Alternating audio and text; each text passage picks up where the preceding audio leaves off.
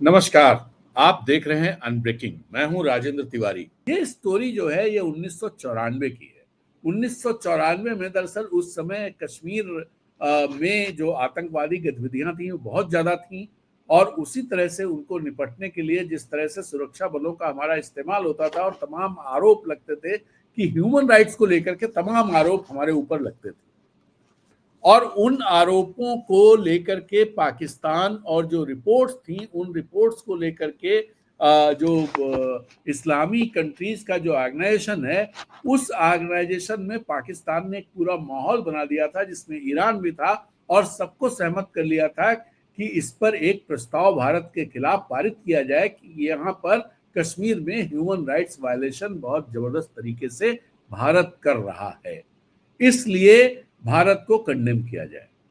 और अगर ये प्रस्ताव आईओसी में पास हो जाता, ये हो जाता, तो नेक्स्ट स्टेप इसका ये होता है कि आप सुरक्षा परिषद में ये लोग रखते और उस समय जो स्थिति थी, जो जो दुनिया की स्थिति थी, जिस तरह से भारत पर दबाव वेस्ट का रहता था और चूंकि सोवियत संघ था नहीं, सोवियत संघ बिखर चुका था, दुनिया बहुत एक ध्रुवी दुनिया थी, जो कुछ था वो वेस्ट था, अमेरिका के नेतृत्व में चीजें चल रही थी। और इस तरह के देशों जैसे चाइना भी उस समय, चाइना, हमारा देश और भी, हमारा देश बहुत अच्छी स्थिति, हालांकि जो 1991 में जो दिवालिया होने की नौबत आ गई थी, हमारा सोना गिरवी रखा गया था, उससे हम उबर चुके थे, लेकिन इतना नहीं उबर चुके थे कि हम इस तरह के प्रतिबंध टाइप की चीजें लग जाए उनसे हम पार पाले, ये स्थिति बिल्कुल नहीं थी। तो एक जो जो एक डर था, जो भय था, वो भय ये था कि अगर आईओसी में ये प्रस्ताव पारित हो गया, निंदा प्रस्ताव हो गया, तो नेक्स्ट स्टेज यूएन में होगा और यूएन में वेस्ट हम पर प्रतिबंध लगा देगा। नरसिम्हा राव सरकार, उस समय जो हमारे विदेश मंत्री थे वो दिनेश सिंह थे, राजा दिनेश सिंह। राजा दिनेश सिंह बीमार थे, भयानक रूप से एम्स में भर्ती थे, आईओसी की बैठक होने वाली थी और सरकार को ये सूझ नहीं, सलमान खुर्शीद उस समय विदेश राज्य मंत्री थे। ये वो है जो किस्सा हम सब सुनते हैं कि अटल बिहारी वाजपेयी को राव साहब ने भेजा था, नरसिम्हा राव ने, और सलमान खुर्शीद उनके साथ गए थे और जो प्रतिनिधिमंडल गया था उसके नेता अटल बिहारी वाजपेयी थे और जीत के आए थे। वो कहानी अधूरी कहानी है, उससे पहले की कहानी जो है वो ज्यादा इंपॉर्टेंट है। जहां वो जीतने गए थे वहां जीत का आधार किसने रखा था, ये इंपॉर्टेंट है। तो नरसिम्हा राव को सब, मतलब नरसिम्हा राव जो भी उनके पास सिपह सालार थे, सब सोच, नरसिम्हा राव को लगा कि जहां से उम्मीद है और आईओसी में इस प्रस्ताव को गिराया जा सकता है। आईओसी में दरअसल है क्या कि कोई भी इस तरह के जो ऑर्गेनाइजेशंस होते हैं, ग्रुपिंग्स हैं, उनमें कोई भी चीज आम सहमति से ही होती है। अगर एक सदस्य भी सहमत नहीं है तो वो प्रस्ताव पारित नहीं हो सकता है। जैसे ब्रिक्स का भी मामला है, ब्रिक्स के जो 5 जो जिन्होंने ब्रिक्स को बनाया है उनकी सहमति जरूरी है, और वैसे तो आम सहमति वहां भी है, 10 मेंबर्स है तो 10 की सहमति चाहिए। अगर कोई एक सहमत नहीं है तो फिर, जैसे G7 में भी है, अगर कोई एक सहमत नहीं है तो फिर दिक्कत होगी, तो प्रस्ताव पारित नहीं हो सकता है।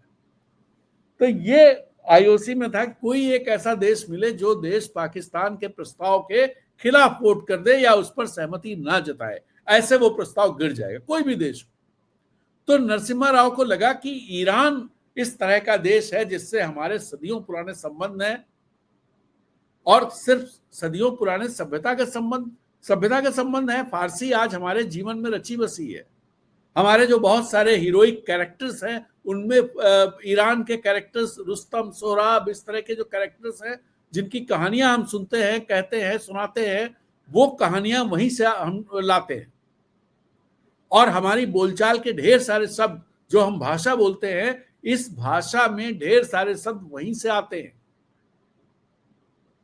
तो एक इस तरह का जो संबंध है, वो संबंध बहुत सारी जगहों, वो चाइना के साथ हमारा संबंध नहीं है, वो संबंध अगर आप कहें तो गल्फ कंट्रीज के साथ वैसा संबंध हमारा नहीं है, वैसा संबंध हमारा इजिप्ट के साथ नहीं है, वैसा संबंध हमारा यूरोप के साथ नहीं है, जैसा संबंध हमारा ईरान के साथ है।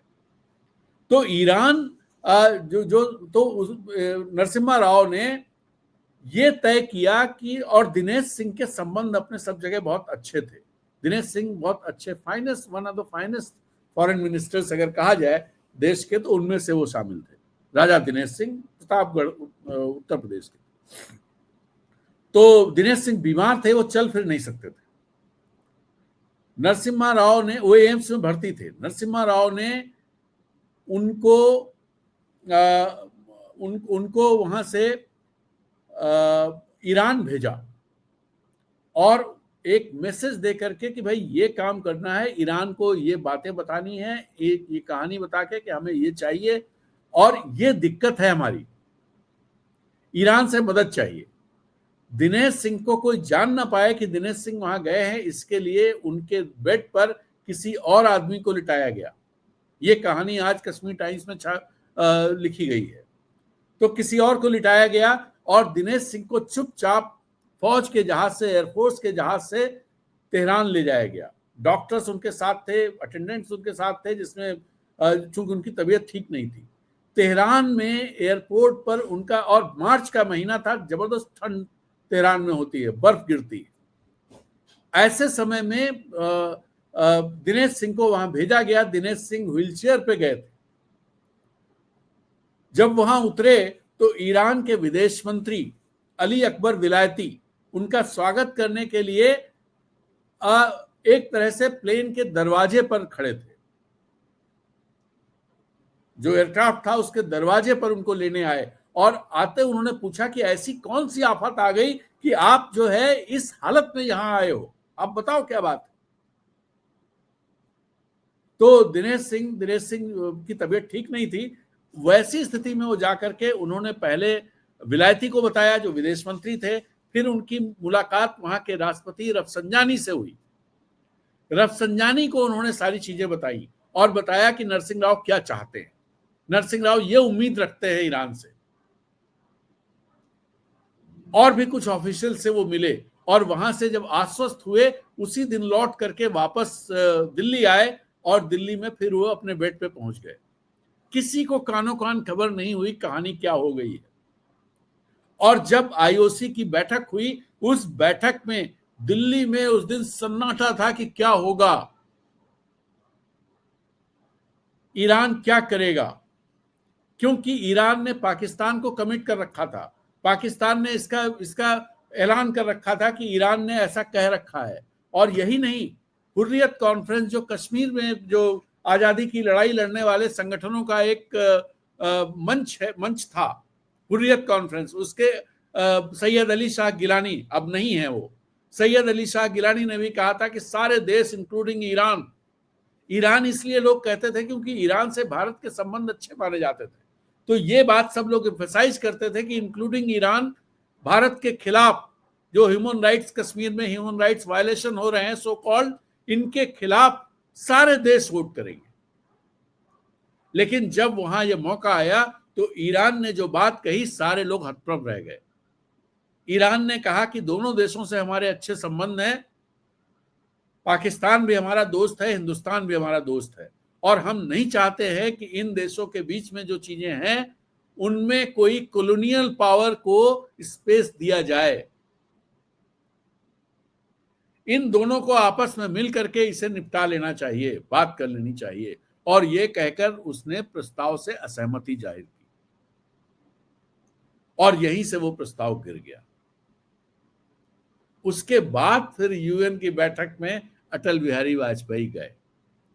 अब सवाल ये उठता है कि ईरान ने जो ये मदद की, जो ये अनटोल्ड स्टोरी है, चूंकि अटल बिहारी वाजपेयी वाली स्टोरी तो सबको पता है, ये दिनेश सिंह वाली स्टोरी किसी को नहीं पता है, बहुत कम लोग जानते होंगे, क्योंकि ये चीज बाद में खुल करके सामने आई थी। और वो अखबारों की, तब इतना बड़ा मीडिया नहीं हुआ करता था, सोशल मीडिया नहीं हुआ करता था, अंग्रेजी अखबारों में स्टोरी आ गई, छप के रह गई, इस तरह का मामला था। हाँ, ओआईसी ही, मैं ओआईसी की ही बात कर रहा हूं, organisation of Islamic countries, OIC की ही बात कर रहा हूं। तो ये गलती से कुछ और बोल गया होगा, लेकिन मैं ओआईसी की ही बात कर रहा हूं। आप सब लोग जो भी सुन रहे हैं उसे करेक्ट कर लें कि ओआईसी की ही बात कर रहा हूं, आईओसी हो सकता बोल गया हूं मैं। उसको वो गलत बोल गया मैं। तो ये जो कहानी हुई, इसके बाद ही अटल बिहारी वाजपेयी गए, और जिनका बड़ा चर्चा है कि सलमान खुर्शीद जो मंत्री थे वो उनके प्रतिनिधिमंडल में हुए, प्रतिनिधिमंडल का नेतृत्व विपक्ष के नेता अटल बिहारी वाजपेयी ने किया, और अटल बिहारी वाजपेयी ने वहां पूरे जीत के खंभे गाड़ दिए यूएन में। बिल्कुल सही बात है, लेकिन उसकी जमीन तैयार की थी। अगर ये इससे ओआईसी से, या ये जो मैं फिर कंफ्यूज कर गया हूं भाई कि क्या है ये, मैं थोड़ा कंफ्यूज कर जा रहा हूं। ये ओआईसी, यस, ओआईसी में अगर वो प्रस्ताव पारित हो जाता तो फिर बहुत मुश्किल होती, और अगर यूएन के सैंक्शन लग जाते सिक्योरिटी काउंसिल के, तो आप सोचिए कि आज हम जिस जगह पर खड़े हैं उस जगह पर खड़े नहीं होते। अब लेकिन भारत ने क्या किया, भारत ने संघाई जो ये एससीओ है, संघाई कोऑपरेशन ऑर्गेनाइजेशन, जिसमें भारत भी है, चीन भी है, और ईरान भी है, और भी कुछ देश हैं, पाकिस्तान भी है, उसने जब इसकी निंदा की कि इजराइल ने जो हमला किया है उसकी निंदा की, उससे भारत ने अपने को अलग कर लिया। और इसी तरह से जो और भी, अब एक चीज और देखिए कि ग्लोबल साउथ की बात भारत करता है, लेकिन ब्रिक्स में भी ईरान है और एससीओ में भी ईरान है। दोनों ये जो ऑर्गेनाइजेशंस हैं, ग्रुपिंग्स हैं, ये ग्लोबल साउथ की फ्लैगशिप ग्रुपिंग्स हैं। और ईरान जो है एक मजबूत, इन दोनों ग्रुपिंग्स में एक मजबूत देश के तौर पर एक मजबूत मेंबर है, इंपॉर्टेंट मेंबर है। लेकिन उस मेंबर के साथ अगर दूसरे मेंबर नहीं खड़े, जो मेंबर नहीं खड़ा हो रहा है, उसको क्या कहा जाएगा, और खास तौर पे जब ऐसा संबंध हो। ये गड़बड़ मामला है। तो अब इसको कैसे, मतलब आप सोचिए, ये जो पूरा मामला है इतना गुप्त तरीके से हुआ था कि जो ईरान का दूतावास था दिल्ली में, वो दूतावास हुर्रियत के लोगों को बुला करके उसको आश्वस्त कर दिया था कि हम तो बिल्कुल इस प्रस्ताव पर आपके ही साथ हैं, और भारत के खिलाफ ये प्रस्ताव पारित ही होगा। ये सब बातें कह दी गई थी, पब्लिकली कही गई थी। इवन ये जो ऑपरेशन हुआ, यानी दिनेश सिंह जो सुबह गए एयरफोर्स के विमान से उससे और लौट के आए, ये किसी को कानो कान खबर नहीं हुई। यहां तक हॉस्पिटल में भी उनकी जगह दूसरा आदमी लिटा दिया गया, जिससे कि किसी को ये ना लगे कि दिनेश सिंह कहीं गए हैं और कुछ ऐसा हो सकता है। ये किसी को कानो कान खबर नहीं। इतना महीन ऑपरेशन जो जिसने मतलब देश ने किया, और इस भरोसे के साथ कि ईरान के पास जाएंगे तो ईरान हमको निराश नहीं करेगा।